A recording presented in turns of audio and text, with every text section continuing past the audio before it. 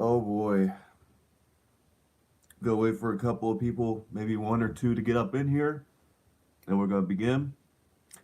And even if nobody's in here, I don't really care. I just like talking movies. So just gonna chill out for a bit. This is gonna be a spoiler review for Black Adam. I know I'm super late on this, but there's a lot of stuff that I'm gonna discuss in a video that I'm releasing tomorrow.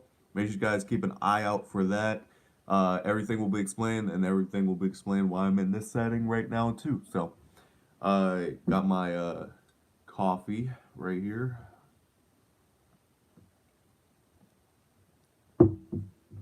So, how's your guys' day going? Has it been good, bad? Where are you guys at with that?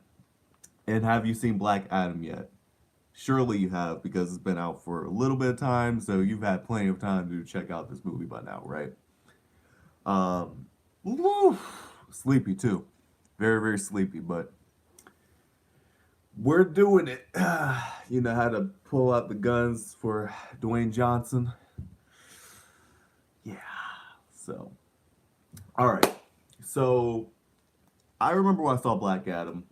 I was kind of buying into the stuff where everybody was saying that the movie was bad and stuff like that. I saw a bunch of reviews just bombing this movie. Critics. When I saw this movie, I was thinking to myself, okay, so how are the critics gonna bash this movie and yet they're gonna be like, oh, She-Hulk is the greatest thing on earth?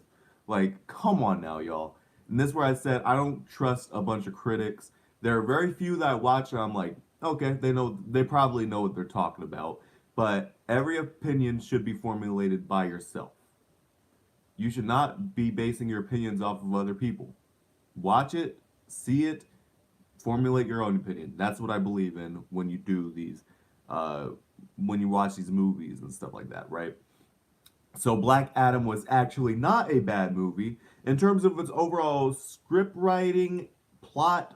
Yeah, it's pretty generic, like 20 years ago superhero movie, right? And it's not really that good. It's even more cliche than the movies that came out 20 years ago. But however, it is really fun, and The Rock's charisma shines throughout this movie for sure. So the movie basically starts off with a flashback discussing the slaves searching for something called Eternium. Totally not reference to vibranium or adamantium or I don't know kryptonite or I don't know. I mean the stuff weakens Black Adam later in the movie. Not even that much later. Like it's shown to be like Black Adam's equivalent to like kryptonite, but even then I'm just like they never really bring it up that much. But it's used as a plot point for the origin of Black Adam. That these slaves are basically digging for oh my god, well, I keep on forgetting the name. Eternium, is that the name? Man, so many different materials in these superhero movies. I think it's called Eternium. Correct me if I'm wrong. So we're digging for it, and basically this kid decides to stand up to them and is granted the powers of Shazam. Now later in the movie, it's revealed that this kid is actually Black Adam's son. And if you guys would have paid attention earlier in the movie, they did a horrible job of covering the fact that this is not Dwayne Johnson. The boy's father is actually Dwayne Johnson's voice. Like, come on now, how'd you not know? But really, his son has the power. Basically, all these people get desperate, kill off the boy's family, including Black Adam's at death's door, and basically his son gives him his powers, and his son's killed afterwards, which basically turns him into Black Adam. I mean, they don't really call him Black Adam in this movie; they always call him Teth Adam, which is interesting. That's something that they changed up in the trailers. You notice a lot is that they call him Black Adam, but he's called Teth Adam the entire movie. They don't really say Black Adam at all. I mean, it pops up the title sequence at the or the end credit sequence. They pop up Black Adam, but he's never once called Black Adam in this movie. So that was something I found interesting. Um, the basically all the plot is that they're trying to get this crown from the main characters to reawaken Sabak, who is like the reverse Shazam, where he's basically like evil incarnate. And so basically, in doing so, the Justice Society is called in from Amanda Waller to stop Black Adam, and they don't stand a chance, which was surprising to me. Black Adam and Hawkman, those two were scrapping, and I thought the Black Adam and Hawkman fights were definitely the best fights in the movie for sure. Most visually pleasing to watch, and had a lot of creative and interesting choreography going on with those moments, and just moments that just looked straight out of a comic book. Now, that's something that's a benefit of this movie is the fact that it looks like a DC comic book brought to life. Like the way the Snyderverse did stuff was really cool, but I feel like this finds the right balance between colors and Snyder tones that work very well that just make it look like an overall comic book. There's color to a Snyder movie, if that makes sense. So, literally, I thought that at least Doctor Fate would be able to like beat Black Adam and rein him in, but I feel like they kind of depowered his character. Even though Doctor Fate, Pierce Brosnan, best performance in the movie, gotta say, and overall best character in the overall movie, he did feel a little bit underpowered from the Doctor Fate that I know. And even though he was the highlight of the movie, I do feel like they could have given him a little bit more to do. I mean, he got a pretty major event later in the movie, which I'll discuss, but I feel like they could have done more with that overall character. Not that I'm complaining too much because I do feel like they at least did the character somewhat did the character justice, right? Doctor Fate, great character. Love Pierce Brosnan, absolutely amazing. Um, Hawkman, Aldous Hodge, really good. That I mean that's Hawkman right there as well. I mean, pretty much the casting all across the board has been good. Just really, really good casting. Costumes look fantastic. I can't wait to see more of the Justice Society. Uh, Also, I want to see who else gets the helmet of Naboo as well and becomes the new Doctor Fate. Since later in the movie, again, he awakens Black Adam, right? And then he dies off himself. So then I'm just like, okay, so why do we have to kill off Doctor Fate this soon? But I'm pretty sure it's because Pierce Brosnan didn't want to have to do more than just one movie, which is fine. I mean, what he did with this is Doctor Fate, so I can't really complain. I wonder who's going to get the helmet. I mean, the way they kind of did it, it looked like it kind of disintegrated and flew off, but I'm going to assume that it's going to go to somebody else. It's just a different way of doing it instead of the helmet flying off and stuff like that, which I would have preferred that, but if they're making that choice where it just disintegrates and reappears to somebody else, then that's fine. I'll roll with it. I'm pretty sure a lot of people will also end up rolling with it as well. Uh, Yeah, there's honestly the thing about this movie that is interesting to me is the fact that there's not really a lot to talk about other than the action because it's basically just an action movie. It's a superhero action movie, and there's nothing wrong with that. We have a lot of movies that try to be more than what they are a lot of the time, and I don't really feel like this movie oversteps that. Like, what you see in the trailers is what you get in the movie. It's corny, it's campy, it's fun, and it's action packed. I mean, it gets you in and it gets you out. It's fun. The only time I feel like it overstays its welcome is in the third act when Sevak appears, finally. By that point, I felt like the movie should have already been over. And they did a couple of unnecessary choices like killing off Dr. Fate that it just felt kind of dragged on at that part, right? I realize that this is not a good movie, but I do realize that it's just meant to entertain, and it does its job just entertaining. And I enjoyed this movie more than a lot of Marvel projects this year, which is saying something because oh boy, a lot of people like those Marvel projects. I have not been one of them, honestly. Especially She-Hulk. Jesus. Um, but overall, I mean, I also am glad that they didn't show this in the trailer. I'm glad that they didn't show that Black Adam got a new suit. He gets a new suit in the movie, gold and yellow, much more comic accurate as well.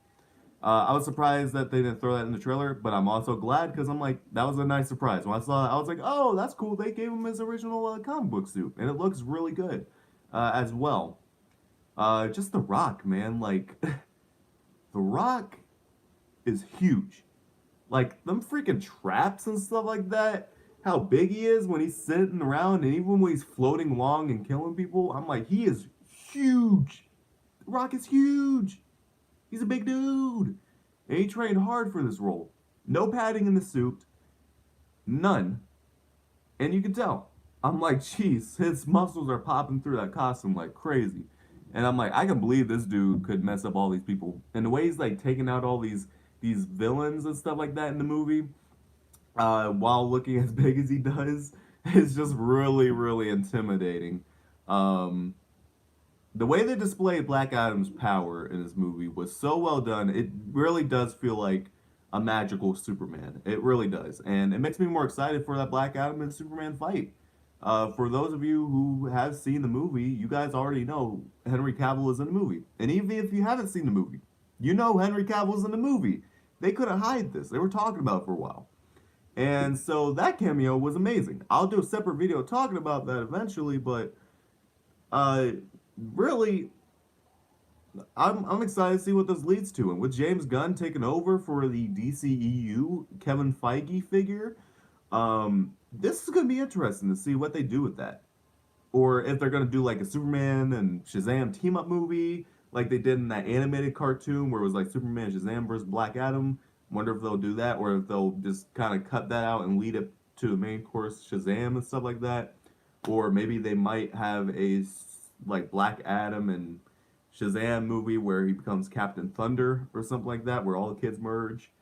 Who knows? There's so many possibilities that they could do with Black Adam now, and that's something the movie did very well. Was while telling a very fun story and a good action movie, it left the world open in a way that didn't feel entirely forced. The only thing that felt forced about the world is Amanda Waller and the fact that she has access to people like Superman. But even then, I'm like, I can't really complain because it still built up the world pretty well. Way better than Batman vs Superman ever did, and like the first Suicide Squad and all those other movies did. So I can't really complain about that. Yeah, it was just a fun action movie. I can't really complain too much about it. Now, one thing that has me interested is the fact that this prison that they held Black Adam in, this was a Task Force X facility. And now I would like to go through this movie again and again to see who else are in those pods.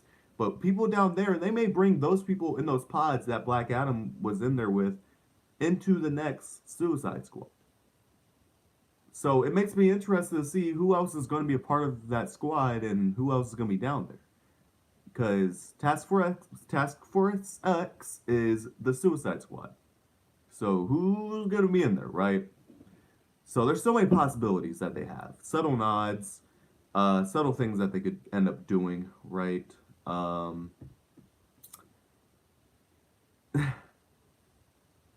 This movie was very fun.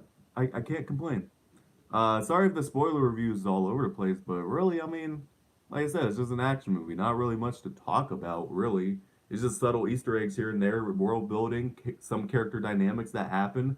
That kid did not need to be in this movie. That's another annoying part.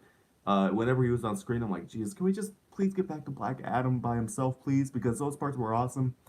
But I felt like they wanted to throw somebody in there who was like, we need something for the kids. All right, we'll just throw in a kid character for no reason, even though we don't need a kid character in this overall movie. But other than that, I know Isis is in this movie as well as one of the main characters, right? Uh, the Black Adam love interest, and I think some point in the comic book she also gets superpowers, if I'm not mistaken. So they might do something like that where they're kind of like a team protecting Kahndaq a bit together, or something along those lines. There's so many possibilities that they could go with, and I don't know how this overall going to affect the overall DCEU. I know with Cavill Superman, he's back, and they're going to do stuff with him. I know they're talking about doing Man of Steel 2 now, which is about time. But there's so many openings that they have uh, made with this movie that there's many ways this can go. Many ways that this can go. Let me know some ways that you think this can go further in the DCU down below in the comment section. Uh, Hopefully you guys like this life. I have a video coming out to you guys tomorrow. It's going to be a very interesting discussion for sure. This is much more of a chilled, laid back live stream, just kind of talk about some spoiler stuff with Black Adam. And yeah, this movie overall was just a lot of fun. Can't really hate on it. And I wonder what my rankings of the overall DCEU is going to be going forward after this movie. I wonder. Uh, I I guess we'll have to find out. And with James Gunn kind of taking over and stuff like that, I wonder what plans he is going to envision with Dwayne Johnson's Black Adam, and what is Dwayne Johnson going to think of some of these subtle changes overall? Because I know Dwayne Johnson definitely does want to do a Superman movie along with him, and I wonder if they're gonna still have that. There's so many things that could happen here, so many things. So I do know that they are bringing back Ben Affleck. I don't know if he's gonna be permanent. I know they want to keep Robert Pattinson's world intact. I also do know that they want to do a couple of the other projects on the side, like Joker and all that. But where's the DCU going? Uh, we'll find out. And the Flash, we don't know what's gonna happen with that. I guess we'll also see what happens with that. We don't even have an official release date anymore, so I guess we'll have to see. So hopefully, you guys enjoyed this. Let me know what you guys thought of Black Adam and its world building, and who is your favorite character. I know I asked you guys many times to leave something down below in the comment section, but I'm very curious to see what you guys thought of this movie because the reactions have been mixed. But I don't feel like it's really warranted, considering the fact that this is a cheesy B superhero movie. So not much to hate on, really. I mean, if I was looking at it critically, I'd be like, yes, this is horrible. But I mean, it was just fun. It was just fun. So hopefully, you guys like the spoiler review. I just want to have a little bit of a laid back conversation about Black Adam with you guys. Uh, like, share, and subscribe today to join if you like the live stream. So, thank you guys. You guys are awesome. And I'm going to awkwardly end this.